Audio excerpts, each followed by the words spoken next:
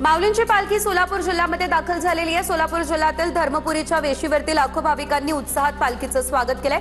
सोलापूर जिल्ह्यामध्ये पालखी दाखल होताच फुलांची उधळण देखील या ठिकाणी करण्यात आलेली आहे। इंदापूरमध्ये संत तुकाराम महाराजांच्या पालखी सोहळ्याचं प्रस्थान झालं। वडापुरीमध्ये विसाव्याच्या ठिकाणी संत तुकाराम महाराजांच्या पालखीच्या दर्शनासाठीची मोठी रांग दिसली। पालखीचा आजचा मुक्काम सराठी गावामध्ये असणार आहे। सोलापूरच्या करमाळा शहरामध्ये संत निवृत्तीनाथ महाराजांच्या पालखीचं जंगी स्वागत। जेसीबीद्वारे पालखीवरती पुष्पवृष्टी। शहरात उत्साहाचं वातावरण निर्माण झालंय।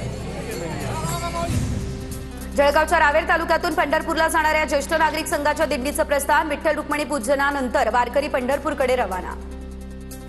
उपमुख्यमंत्री एकनाथ शिंदे यांच्याकडून पंढरपूरमधील विठ्ठल मंदिर परिसरातील सुविधांचा आढावा। आपला दवाखान्याची शिंदेंकडून पाहणी देखील करण्यात आली।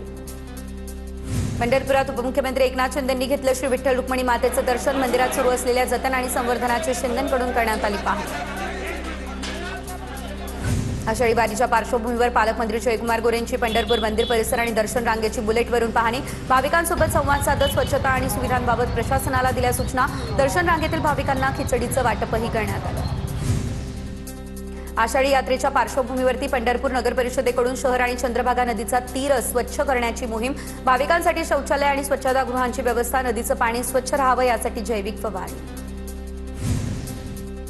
जीआय मानांकन प्राप्त धाराशिवच्या भूमचा खवा पेढा पंढरपूरकडे रवाना होणार। तर भूम परिसरातून पांडुरंगाच्या भक्तांसाठी 45 टन पेढा तयार करण्यात आला।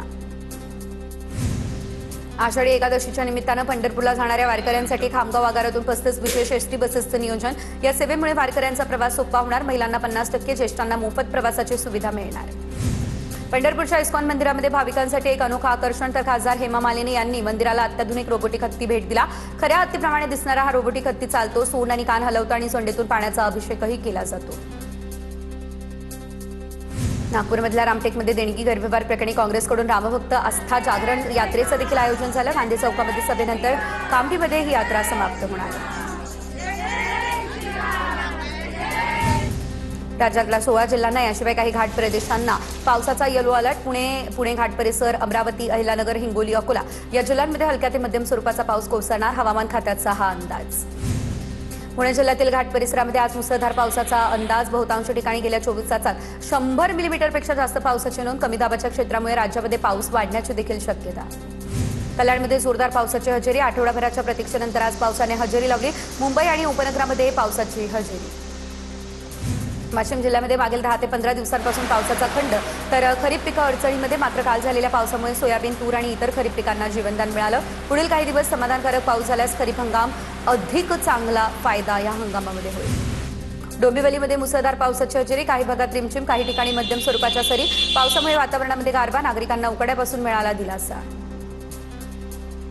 परभणी जिल्ह्यातील काही भागात जोरदार पाऊस। पावसामुळे पूर्णा जंक्शन रेल्वे स्टेशनवरील छताला गळती। प्लॅटफॉर्ममध्ये पाणी साचलं, त्यामुळे नागरिकांचे हाल। या घटनेनंतर रेल्वे प्रशासनाच्या सुविधांवरती प्रश्न उपस्थित। सातारा जिल्ह्यातील सर्वच धबधबे प्रवाहित। मुसळधार पावसामुळे धबधब्यांचं विहंगम आणि तेवढंच रौद्ररूप समोर। अवघड नसलेल्या धबधब्यांवरती जाण्यासाठी पर्यटकांची गर्दी। रत्नागिरीच्या लांजा तालुक्यातील खोर्निन्को धरण भरलं, त्यामुळे मानवनिर्मित धबधबा प्रवाहित झाला। धरणाच्या सांडव्यावरून टप्प्याटप्प्यानं कोसळणाऱ्या धबधब्याचं मनमोहक दृश्य बघण्यासाठी नागरिकांची गर्दी। कोकणात सुरू असलेल्या पावसानं धबधबे प्रवाहित झाले। शेकडो फुटांवरून कोसळणारा निवळीचा धबधबा पर्यटकांना करतोय आकर्षित। निवळी धबधबा बघण्यासाठी पर्यटकांची मोठी गर्दी। अहिलानगरच्या भंडारदरा परिसरामध्ये मान्सून सक्रिय होताच वसुंधरा फॉल्सचं अनेक धबधबे प्रवाहित। 100 फूट उंचीवरून कोसळणारा वसुंधरा धबधबा पर्यटकांचं मुख्य आकर्षण। निसर्गरम्य वातावरणाचा आनंद घेण्यासाठी मोठ्या प्रमाणात गर्दी। कल्याणच्या मलंगड परिसरातील धबधब्यावरती पाण्याचा अंदाज न आल्यानं तरुण बुडाला। ग्रामस्थांनी वेळीच धाव घेत तरुणाला पाण्याबाहेर काढलं। तर या दरम्यान या तरुणावर रुग्णालयामध्ये उपचार सुरू करण्यात आले। रायगडच्या इर्शाळगड आणि प्रबळगडाच्या दरम्यान भरकटलेल्या 13 ट्रिकर्सची थरारक सुटका करण्यात आली आहे। पोलीस, स्थानिक वाटाडे, निसर्ग मित्र संस्था आणि हेल्थ फाउंडेशनच्या संयुक्त विद्यमानं बचाव मोहिमेला यश आले। जळगावमधल्या भुसावळमधील चारठाणा तलावामध्ये अवघा 10 ते 15% पाणीसाठा शिल्लक आहे। त्यामुळे आता बडोदा या वनपरिक्षेत्रातील वन्यप्राणी आणि शेतकऱ्यांना पाणी टंचाईचं सावट आहे। मुंबईकरांची चिंता वाढली। मुंबईला पाणी पुरवठा करणाऱ्या तलावांच्या पाणलोट क्षेत्रामध्ये पावसाचा जोर ओसरला। त्यामुळे 5 दिवसांमध्ये पाणीसाठ्यात फक्त 0.87% वाढ। धरणाचा एकूण उपयुक्त पाणीसाठा 50.77%वरती। तलाव पूर्ण भरण्यासाठी मोठ्या पावसाची सध्या प्रतीक्षा। जळगावच्या अकलूत गावामध्ये 1.5 महिन्यापासून पाऊस नाही, त्यामुळे शेतकरी संकटात. कापूस सोयाबीनसह पिकं करपू लागली आहे. पाऊस न झाल्यास दुबार पेरणीचं संकट निर्माण होण्याची देखील भीती आहे. वर्धा या ठिकाणी पावसाच्या दीर्घखंडामुळे पिकांवरील विपरीत परिणाम दिसतोय. पिकांची वाढ खुंटली आहे. पिकांच्या उत्पन्नावरती परिणाम होण्याची देखील शक्यता आहे. शेतकऱ्यांना दमदार पावसाची या ठिकाणी प्रतीक्षा आहे. नंदुरबार जिल्ह्यामध्ये पावसानं पाठ फिरवली, त्यामुळे शेती जगवण्यासाठी शेतकऱ्यांसमोर मोठं संकट उभं टाकलंय. 1.5 महिना उलटलं तरी देखील समाधानकारक पाऊस नाही, त्यामुळे शासनानं तात्काळ दुष्काळ जाहीर करावा अशी मागणी शेतकऱ्यांकडून करण्यात आली आहे.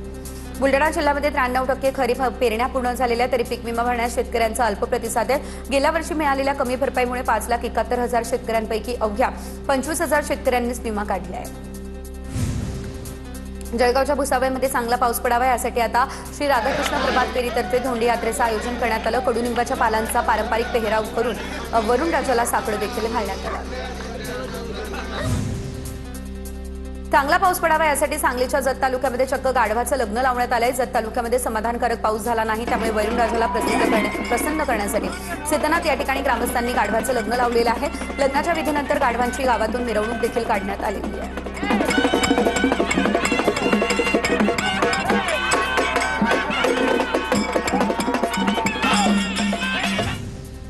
बुलढाण्याच्या निवाणामध्ये शेतकऱ्यांना सोयाबीन बियाणे न उगवल्यानं 4 एकर पिकावरती रोटावेटर फिरवला. बियाणे खराब असल्याचा आरोप करत शेतकऱ्यांना दुबार पेरणीसाठी मदतीची मागणी केली. अमरावतीमधील बनावट बियाणे प्रकरणी 38 कंपन्यांविरोधात एफआयआर दाखल झाली आहे. पालकमंत्री बावनकुळेंच्या निर्देशानंतर एफआयआर दाखल झाली आहे. शेतकऱ्यांची फसवणूक करणाऱ्या कंपन्यांवरती कठोर कारवाईचे निर्देश देण्यात आले आहेत. बीडमधल्या मांजरसुंबा ससेवाडी या भागामध्ये सोयाबीनचं बियाणं न उगवल्याची शेतकऱ्यांची कृषी विभागाकडे तक्रार आहे. पाहण्यासाठी आलेल्या कृषी अधिकाऱ्यांनी तक्रार मागे घेण्यासाठी दबाव टाकल्याचा शेतकऱ्यांचा आरोप आहे. बुलढाणा जिल्ह्यामध्ये 93% खरीप पेरण्या पूर्ण झाल्या, तरी पीक विमा भरण्यास शेतकऱ्यांचा अल्प प्रतिसाद दिसतोय. गेल्या वर्षी मिळालेल्या कमी भरपाईमुळे 5,71,000 शेतकऱ्यांपैकी अवघ्या 25,000 शेतकऱ्यांनीच विमा काढला आहे. नाशिक जिल्हाधिकारी कार्यालयासमोर आता शेतकऱ्यांचं उपोषण. रिंग रोड बाधित शेतकऱ्यांचं गेल्या 5 दिवसांपासून उपोषण या ठिकाणी सुरूच आहे. वाशिमच्या मानोरा तालुक्यामध्ये वारंवार खंडित होणाऱ्या वीज पुरवठ्याच्या निषेधार्थ ग्रामस्थांकडून महावितरण कार्यालयामध्ये झोपा आंदोलन करण्यात आलेलं आहे. अघोषित भारनियमनामुळे शेती, विद्यार्थी आणि नागरिकांचे मोठे हाल होत आहे. नियमित वीज पुरवठ्याची नागरिकांकडून मागणी देखील केली जाते. नंदुरबारच्या शहाद्यातील लोकनायक जयप्रकाश नारायण सूतगिरणीच्या लिलावाविरोधात सभासद आणि शेतकरी आक्रमक झाले. सूतगिरणी वाचवण्यासाठी चिंतन बैठक, गरज पडल्यास न्यायालयीन लढाई आणि आंदोलनाचा इशारा देखील देण्यात आला. रत्नागिरीमधल्या दापोलीमध्ये सुतारवाडीच्या डोंगराला भेगा पडल्या आहेत. तर डोंगर कोसळण्याच्या भीतीमुळे स्थानिकांमध्ये भीतीचं वातावरण आहे. पावसामुळे जवळपास 1 ते 2 किलोमीटरपर्यंत भेगा पडलेल्या आहे. महसूल विभागाकडून नागरिकांना तात्काळ स्थलांतरित होण्याचे आदेश देखील देण्यात आले आहेत. सिंधुदुर्गच्या पावशे गावामध्ये मुंबई गोवा महामार्गाला तडे गेलेत. तर जिल्ह्यातील 66 मार्गांची अशीच दुर्दशा झालेली आहे. महामार्गाच्या कामांवरती नागरिकांकडून प्रश्नचिन्ह उपस्थित करण्यात आलेलं आहे. वाशिमच्या चिखली खुर्द ते सुराळा या रस्त्याची दुरावस्था झाली आहे. चिखलमय रस्त्यामुळे नागरिकांचे हाल होत आहे. अनेक वर्षांपासून दुरुस्तीची मागणी करूनही काम सुरू झालेलं नाही आहे, त्यामुळे नागरिक संताप व्यक्त करत आहेत. मुसळधार पावसामुळे परभणीच्या पूर्णा जंक्शन रेल्वे स्टेशनच्या छताला गळती लागल्या. प्लॅटफॉर्मवरती पाणी साचलं, त्यामुळे प्रवाशांचे हाल झाले. या घटनेनंतर रेल्वे प्रशासनाच्या सुविधांवरती प्रश्न देखील उपस्थित झालेला आहे. धाराशिवच्या भूममधील चिंचपूर ढगेमध्ये अंगणवाडीतील पोषण आहार विकल्यानं गोंधळ झालेला आहे. 35 किलो पोषण आहाराची परस्पर विक्री करताना अंगणवाडी सेविकेला रंगेहात पकडल्याचा दावा ग्रामस्थांकडून करण्यात आलेला आहे. टाकाऊ वस्तूंपासून विद्यार्थ्यांनी साकारला इलेक्ट्रिक रेसिंग कार. छत्रपती संभाजीनगरच्या कौशल्य विकास केंद्राची नाविन्यपूर्ण कामगिरी. 70 विद्यार्थ्यांनी केवळ 15 ते 16,000 रुपयांच्या खर्चामध्ये या कार तयार केल्या. फिफा वर्ल्ड कपमध्ये अर्जेंटिना विरुद्ध स्पेनमध्ये अंतिम सामना आहे. तर भारतीय वेळेनुसार आज मध्यरात्री 12:30 वाजता सामन्याला सुरुवात देखील होणार आहे. फुटबॉल सामन्यासाठी कोल्हापूरकरांचा उत्साह शिगेला पोहोचला आहे. मिरजकर तिकटी चौकामध्ये मोठ्या स्क्रीनवरती सामना दाखवला जाईल. अंतिम सामन्यासाठी कोल्हापूरकरांकडून जय्यत तयारी देखील करण्यात आलेली आहे. साताऱ्याच्या खटाव या ठिकाणच्या मांडवेतील जिल्हा परिषद शाळेच्या छताचं प्लास्टर उद्घाटनापूर्वीच कोसळलंय. ग्रामस्थांकडून संताप व्यक्त केला जातोय. निकृष्ट कामाची उच्चस्तरीय चौकशी करून ठेकेदाराला काळ्या यादीमध्ये टाकण्याची मागणी केली जाते. बीडच्या परळीमध्ये मतदान नोंदणी फॉर्मवरून BLO असलेल्या शिक्षकाला मारहाण करण्यात आली. शासकीय कामात अडथळा आणि धमकी दिल्याप्रकरणी 4 विरोधात परळी शहर पोलीस ठाण्यात गुन्हा दाखल झालाय. पोलिसांकडून अधिकचा तपास या संदर्भात सुरू आहे. बुलढाण्याच्या मलकापूर तालुक्यामध्ये विळ्याचा धाक दाखवून विवाहितेवरती अत्याचार करण्यात आले. अत्याचारानंतर घटनास्थळावरून आरोपी पसार झाले. मलकापूर ग्रामीण पोलीस ठाण्यामध्ये 2 अज्ञात आरोपींविरोधात गुन्हा दाखल झाला. आरोपींच्या शोधासाठी 5 विशेष पथकं तयार करण्यात आली. घटनास्थळी फॉरेन्सिक पथक आणि श्वान पथकाकडून देखील पाहणी करण्यात आलेली आहे. धुळे शहरातील सोन्याच्या दागिन्यांच्या चोरीचा मोठा गुन्हा अवघ्या 6 तासांमध्ये उघडकीस आलेला आहे. तब्बल 1,55,00,000 रुपयांचे 1 किलो 612 ग्राम सोन्याचे दागिने जप्त झाले. आझादनगर पोलिसांकडून एका आरोपीला अटक देखील करण्यात आलेली आहे. सोलापूरच्या करमाळ्यामध्ये हिंदू मुस्लिम ऐक्याचं दर्शन घडलंय। तांबोळी परिवाराकडून गेल्या 2 दशकांपासून पालखीतील वारकऱ्यांची सेवा केली जाते। तांबोळी परिवाराकडून राहण्यास भोजन आणि आरोग्याची व्यवस्था देखील केली जाते। चंद्रपूर जिल्ह्यातील भद्रावती शहरामध्ये बिबट्या सीसीटीव्ही कॅमेऱ्यामध्ये कैद झालेला आहे। बिबट्याच्या सततच्या वावरानं गडंबार लेआउट या भागातील रत्नागिरीच्या देवरुख एसटी आगाराच्या कारभारावरती प्रवाशांकडून तीव्र नाराजी व्यक्त केली जाते। भर रस्त्यामध्ये बंद पडलेल्या एसटी बसला प्रवाशांवरती धक्का देण्याची वेळ आली। सोशल मीडियावरती हा व्हिडिओ व्हायरल झाला। या प्रकारामुळे प्रवाशांमधून संताप सध्या व्यक्त होतोय। जालना या ठिकाणी विवाहितेच्या छळ आणि आत्महत्या प्रकरणी 7 जणांवरती गुन्हा दाखल झाला। मात्र आरोपींना अटक न झाल्यानं नातेवाईक आक्रमक झाले। आरोपींना अटक होत नाही तोपर्यंत मृतदेहावरती अंत्यसंस्कार न करण्याचा नातेवाईकांचा पवित्रा बघायला मिळाला।